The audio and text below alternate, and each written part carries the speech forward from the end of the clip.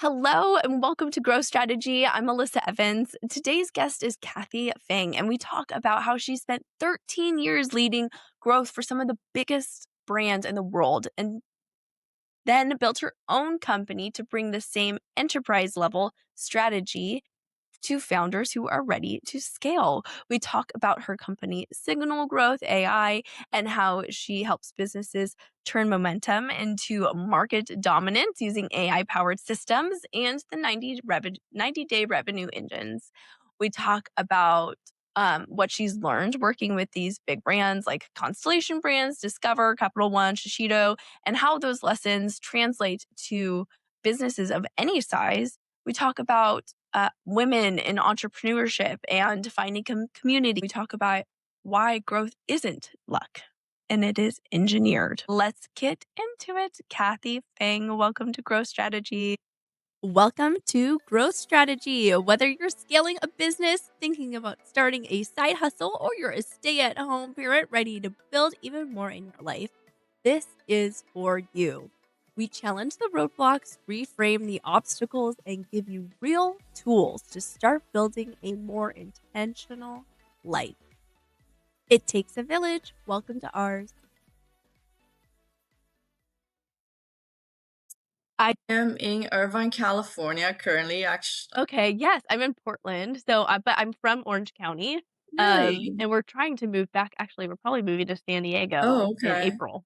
So I'll be very close Yeah, that's soon. awesome. Yeah, I Yeah. was just in San Diego this past weekend. I drove there basically for a hike with my girlfriends because I have some girlfriend that are living and working in San Diego. So sometimes like they would come to Irvine for farmers market, like because we're like famous Yes. for that. And then I drive down there just to meet them up, get some tacos and then hiking and stuff. So yeah, so it's not too far. It's like driving distance. Oh, yeah, it's so close. I Mhm. know. So I lived there when the Irvine Spectrum was built. Oh, So that it was like, so well, so yeah, I know. So now it's like this huge thing, but I remember when that like obelisk was built, that like glowing. I guess it's still there. I yeah, think it's it's still still there. there. It's pretty a staple, like, basically people Yeah. taking kids to Spectrum Center. There's, like, Dave& and Buster's, there's, like, movie theaters, it's, like, everything, so and there's not a lot of things to do, like, family-oriented, right? So, like, it's just yeah, some fun stuff, yeah.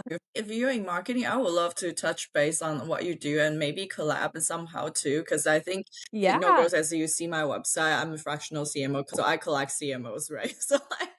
So basically, I would love to kind of like learn more about like if they could be like synergetic, if Yeah, I would love that. Like, and especially because it's so like lonely, Oh yeah, like you're just kind entrepreneurship of is really lonely.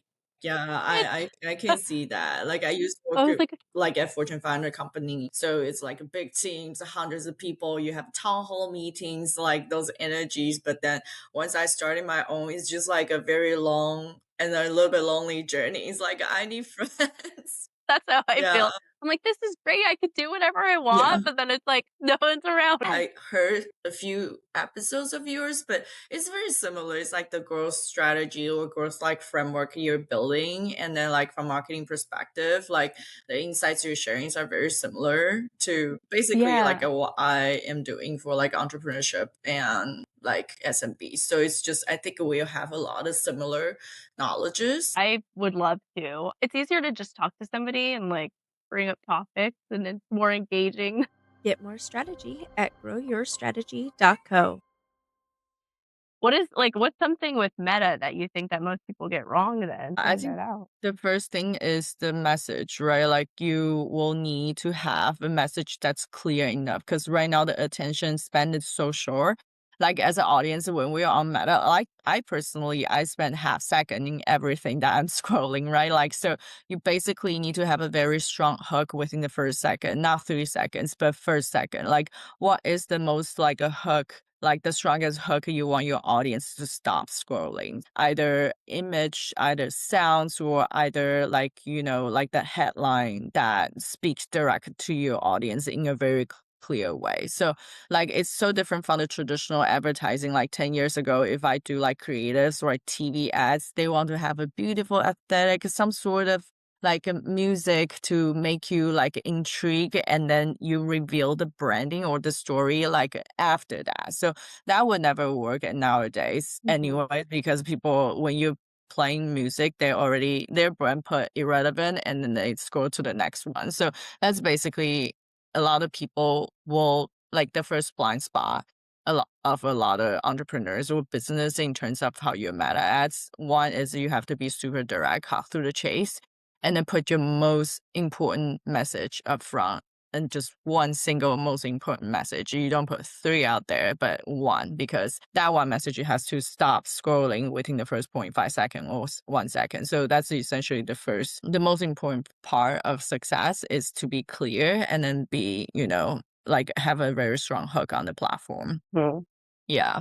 Do you prefer sound or do you prefer That's a great question. It's very interesting. I also see the trend has shifting. So 2 years ago, so for example, when I was in Constellation Brands, Meta is one of our biggest partners. So we have like exclusive relationship with them, and they will come to our office and share like platform best practices. And then they always advocate Meta is a sound off like platform because scrolling behavior is people just scroll with no sounds. They always encourage building sounds, building creative in the sound off environment. So using subtitles or using like an image, like using other things to catch attention rather than sound. But nowadays, because I also work with creators a lot, so a lot of creatives that are going viral that they definitely have subtitles, but sound is also a factor to continue engage with your audiences. So I would say half and half, because like a lot of times like the creative I build for my clients, I use narratives, right? Like they are saying something on the screen. So the contents also matter.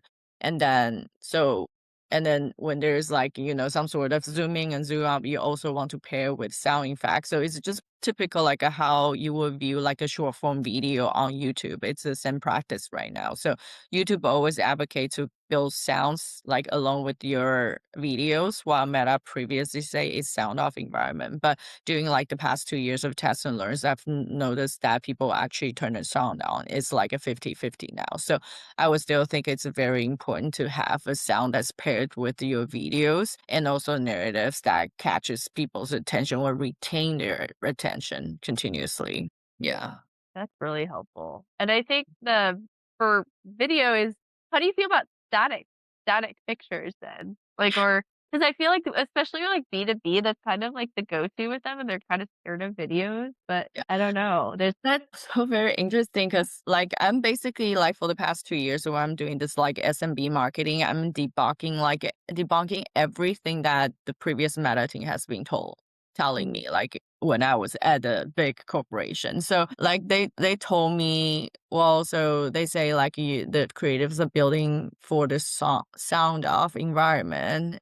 They also said that building like cinegraphic or like a 6-second looping videos are like very effective for conversions. So 2 years ago we've been doing that, and then it drives great conversions. But nowadays I feel Meta as being filled with SMBs, like coaches offers and all the different things. Like Fortune 500 companies don't do that much of the meta ads. I feel it's still, but it's just for me, like I feel all my ads are kind of like filled with like SMBs or like some specific offer that you're interested in. So those type of offers, everybody's using videos. So it gets very cluttered in the sense it's like all the moving pieces are really overwhelming. But during this type of, scrolling behavior, if there's one static image, it actually will stop my scrolling, because this is something that I can view everything in one like 0.5 seconds as opposed to have to wait until the action happens, right? So I would say like the test and learn is definitely critical in this space, because a lot of times I've tried like LinkedIn ads, and then people say LinkedIn ads statics works better, but I think it really depends on like what's depicted in that image, because sometimes at least all my ads, like the video works better. So like, I Yeah. don't know why, like, but static doesn't work for me. And then for meta ads is like, I have so many partners told me that the statics works better for them as opposed to videos. I think it really depends on what kind of video they're putting on. And then like even the client I work with, in general, reels are performing so much better for kind of like the offers that have time urgency. So, for example, if I'm launching like webinars or podcasts, that's like in 2 weeks, I need to sell tickets.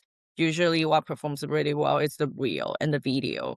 But if I have a evergreen offer, like this person can click and just buy $22 courses anytime, the statics performs better for some reason. Because like I think the algorithm has more time to continuously optimizing the specific images to be in front of the people that will actually purchase. So it depends on your offer, depends on the time urgency of it. You will use a different creative to enhance your offer and put things in front of the right people. So it's highly nuanced. I know it's a long answer, but it's Yeah. very, yeah, it has all the different, it's kind of basically a regression model with all the different factors that happens at different times. I could tell that you obviously that's definitely your specialty. This is my special power. This is like I I was have like, all I the get you put simulation. nail, but like, wow, but that's so much testing and just analyzing. And I mean, people feel like people feel like it's like a failure to test it out. No, it's like literally you're just collecting data. You're collecting data. You Mhm. gotta see what sticks, see what doesn't, and it's gonna be weird. Like it's weird for everyone. The algorithm's weird for everyone. Yeah, So try it out. That's yeah. great though. This I like your perspective that the static images are kind of like a pause. Yeah, because like nowadays, like it's an attention economy. You just have to do anything to stand out from other people. So doing something unique, if everybody's putting out like a video ads you put on a static, they'll be like, "Oh, what's that?" But then Yeah. also, in order to retain that retention, the content itself still needs to be good. So like it's just not like, "Oh, I make people stop scrolling, my job is done." It's not. It's like after stop scrolling, can you retain their attention? Post 4 seconds, make them aware what this ads is telling them after they leave the ads, right? So like all the different kind of like stages of the game that you still have to make sure you hit all the marks in order to be successful, like to hit that conversion. So it's just a whole funnel needs to be like every step of the way has some sort of little playbook right there, here and there. Yeah. And then yeah, so it's definitely not like a blanket statement like a lot of people said, but it takes a lot of tests to learn and a lot of learning, a lot of pattern recognition, because algorithm also changes. Like you mentioned, like it could be working for you for months, and then all of a sudden SMB just say, "Oh, they stopped working, so that's why my revenue dropped." But Mhm. there is some sort of pattern you can kind of figure it out, like when it started changing, realize it, what's the early trend, and be able to detect that, and then hop on the changes that will also set you of like kind of at the forefront of the competition. Does Yeah. your when you're scrolling, I'm sure you cannot turn off your your marketing brain, like, when you're just even relaxing, just, like, doom scrolling and just trying to go on TikTok. Like, what are you looking at? What are you analyzing when you're looking at it? Like, if you see something that, like, catches your attention, do you sit there and be like, "Okay, I like this part, I like this," and maybe do you almost, like, audit it? Like a market research. Yeah. Yeah. That's a good question. For me, this is probably personal like opinion. Just but for me, if I'm scrolling, first I'm definitely look at likes, but that's not the most important part because a lot of times those can be bought, right? Like, and engagements can be bought, but I will actually look at the comments, like in related to the content itself. So I'm basically doing an audit of what kind of content generates what kind of real reactions from the audiences. And then from there, you can kind of see within this category or within specific product what other audiences are being attracted by this post, this type of post. So you kind of get a sense, and it's just one data point, right? Like so when you're scrolling to all the different hundreds of the different posts, and then they all starting to telling you some sort of pattern on that. Mhm. So that's basically what I would be looking for when I kind of like random aimlessly scrolling, but I'm looking for some sort of pattern. Yeah. Yeah. Well, you're, like, reverse engineering it. You're seeing what Yeah. the outcome is. I almost, like, open the comments before I even watch. Oh, I, yeah, like, stop. exactly. Yeah. What do Videos in the people background, the comments are the real thing, right? Like people Yeah. need authentic, we need real thing, not just Yeah. like crafted, scripted stuff. Like we don't care about that. I want to see like what is the reaction coming out about this. Yeah. Yeah. No, exactly. That's true. It's like, and you don't know what to think. What do you analyze if your specialty is like kind of putting people in the AI algorithm? Like, what do you analyze when you like, what kind of research do you do? It's a lot of market research. I always, like, look at, like, the top 5 competitors. Like, who are you trying to take? Who are you trying to take customers from? And then if you're I also I like to know who the competitor is, but I also like to know where they would like to go. Let's give an example. So for me, I like to also see what I really like as a consumer and how they're fixing the problem. And a lot of your direct competitors are not doing some of the things that you would, as a consumer, like to see. So you kind of see what they're doing well and what's effective, but like simplifying. Most people think that they just need to throw a bunch of things on a website, and that is how a website should be. And they think they need 50 different landing page for all their different locations, and they need all these generic blog posts for everything. And that's just like if you look at it, people are mostly only on the homepage for not even a minute. It's usually Yeah. 30 seconds or less. They're usually only going to 2 to 3 max pages. So if you aren't giving what you need on the homepage, it's basically like a mute point. And Mhm, so for me, it's highly visual, which is mhm. odd because I'm very into SEO. So for visually on like the homepage, I like to have it mostly design heavy. I just did a product walkthrough for one of my clients because it's a tool, it's a software, and I want people to see how easy it is. They keep preaching how easy it is. I want them to see how easy it is, how quick in 10 seconds you can see how to post um one of your properties on this platform. And so if they get nothing else, they know how to do that before anything else. And then I did workflows instead of just solution. So it's like, okay, we have an AI leasing agent. Okay, that's great. Maybe you type something in, then it goes to another thing, and then it's like, oh, a happy person. It's like giving you the emotion, the feeling, and the process of it before. So for me, it's about the user experience and simplifying it. And it's really hard to simplify very complex things, but we really need to simplify and make it scannable. Content is where people need to be. That's the top. That's the tofu. The sales funnel. That's the top of the funnel. That's where people are gonna find you. And if you're not consistent with your messaging, if you're not repeating it, if you're not giving visuals, if you're not connecting with them, it's not gonna get them anywhere. If you're not talking to people, especially within the industry, if you're not seen as an industry leader, you're just seen as like another solution. Talk to people that could be your advocate.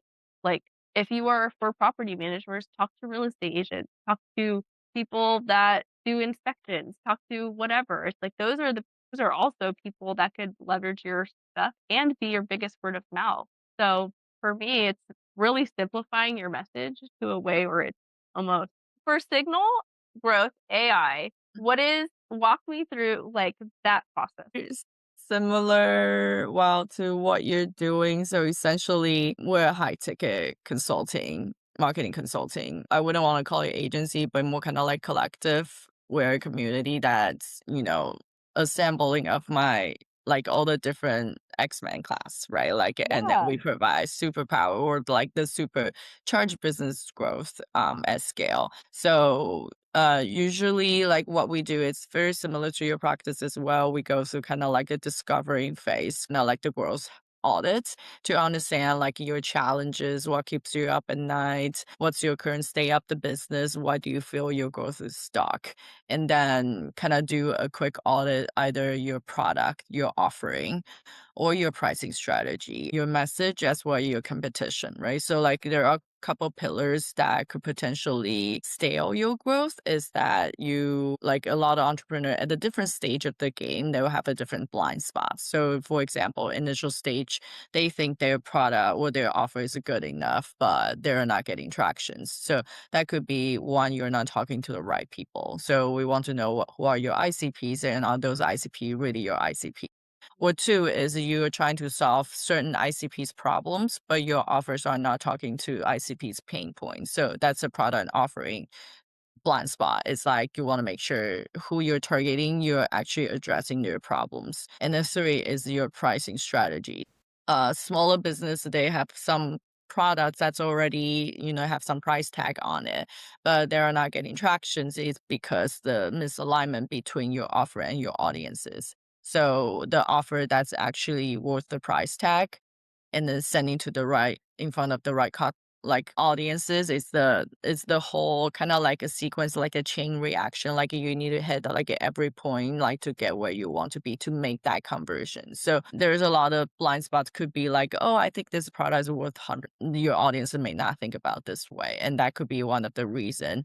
Simply put, that your product is not selling. So it's just you need to understand who are your target audiences, the needs and wants, what really trigger their actions, and then if your offering can solve them, their pain points at the price tag they can afford. So like if without all those alignments, it's really hard to kind of build an MVP that's going to hit like a product market fit or just a scalable offers. So in order to kind of adjust, like making sure everything is in the right place, it takes a lot of tests and learns, a lot of understandings of your consumers, your true like mission, and is that aligning with your product offering. So that's what we do as Signal Growth, is to help entrepreneurship discover the biggest blind spots at the different stage of the game. So different stage will have a different blind spot. That example was like the early stage, right? Mhm. So that's what we do. Like from strategic perspective, we provide kind of like a high ticket